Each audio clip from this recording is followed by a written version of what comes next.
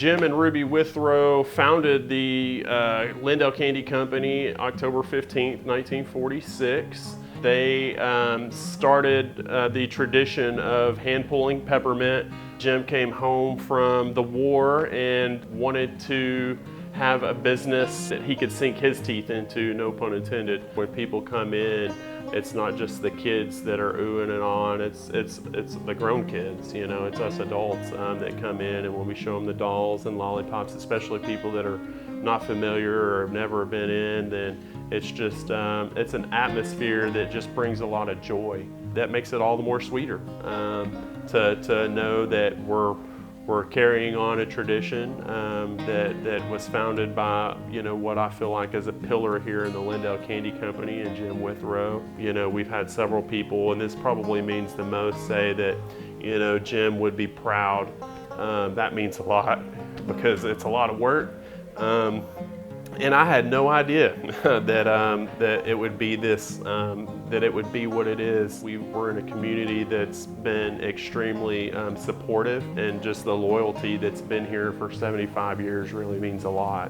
When we bought it and talking to some of the customers, Jim used to make the candy just right here on the main floor. So like when you walk in, he's right there making candy. It's just always been on our heart to bring that process back to everyone's viewing pleasures. With the hard candies, specifically the peppermint, it starts on the scale. We weigh out the corn syrup, sugar, just your basic ingredients, some water. The kettle itself and the stretcher were actually made. There used to be a machine shop on the corner right here next to the candy company.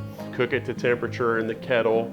So from the kettle, once it's cooked to temp, then we pour it onto the cooling table. So the cooling table, it's a really pretty gold color. We cut a slice off of that and put our color and flavor in that. We don't just do peppermint, we can put whatever color or whatever flavor we want to on the candy. On the cooling table, once we cut the color, in this case the blue, from there I take the rest of it, it's still a really shiny gold. Once it kind of cools to a temp where I can hold with my hands, then I take it to our stretcher. So we can do a candy hook, but because we do bigger batches, then we use the stretcher. The stretcher is original. It has zero safety feature whatsoever. So if you get your hand caught in there, it won't give you your hand back. But I'll take the remaining gold and I'll put it on the stretcher, wrap it around, and from there it turns from that really pretty shiny gold to a very shiny white. From the stretcher, I pull a piece off for Caitlin to do our stripe. The remaining candy that's on the stretcher, I pull off and form a block. So it's about the size of a center block. From there, once I get the block formed, then I'll have Aaron pass me the jacket, and we literally wrap the block in the jacket. It is exactly what it sounds like. Then Caitlin, we purposefully do all the stripes differently. So each batch is completely unique and separate from the other. From there, now that we've got the jacket on and all of our color on, then I'll slide it down to the what we call the rolling table. The rolling table's gas fed, so and we do have the heat on.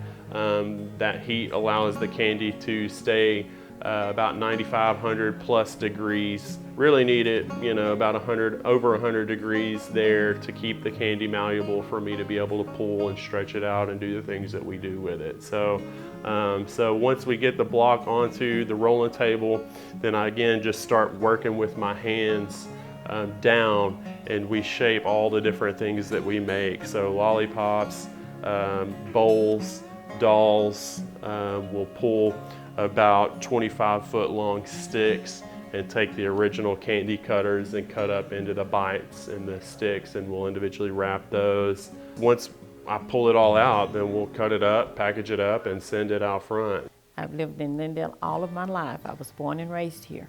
During my childhood, during the segregation time, it was pretty good. It had the good parts and the bad parts. There were certain places that we couldn't go, certain water fountains and bathrooms that we couldn't use. I spent many days in the candy store, but the candy was amazing. My dad even helped him with the candy during busy times of the year like Christmas. I had some good experiences there at the candy company. Candy Jim was just an amazing person. He treated everybody the same. You know, it was whoever came into his shop was welcome, and he made them feel welcome. He didn't mind the blacks coming in to his candy store. He didn't mind people coming in, sitting on the stools, waiting on their orders, you know, when they came in to order. And you could not do that in any of the other restaurants. This particular day I went in, and I placed the order for me and my dad. And so Jim told me, he said, okay, get it ready. And while he was getting it ready, Mr. Ruby said, well, you just sit on the stool and wait. So I did. I got on the stool and I was sitting there and I was waiting. And I don't know who the lady was, but it was a white lady that came in. And she knew my aunt. And so she went back and told her that I was in the candy store sitting on the stool, and I shouldn't have been. And my aunt told my mom. She went by the house and told my mom. And when I got home, well, my mom gave me a good whipping and told me that I wasn't supposed to do that. And when my dad came in, he said, it's no problem. And so he went the next day and he talked to Jim and Ruby, and he asked them, he said, what was the problem? What happened? And they didn't seem to know what he was talking about. Jim and Ruby didn't like it. And they kind of backtracked to try to figure out who was in the store at the time that I was in there. And when she figured it out, when she saw the lady again, she had some pretty choice words for her. And Jim did also, and said that they didn't like that, they weren't like that, and anybody could come to their store and sit and do whatever they wanted to as long as they did the right thing. They were completely different. He and Miss Ruby were completely different.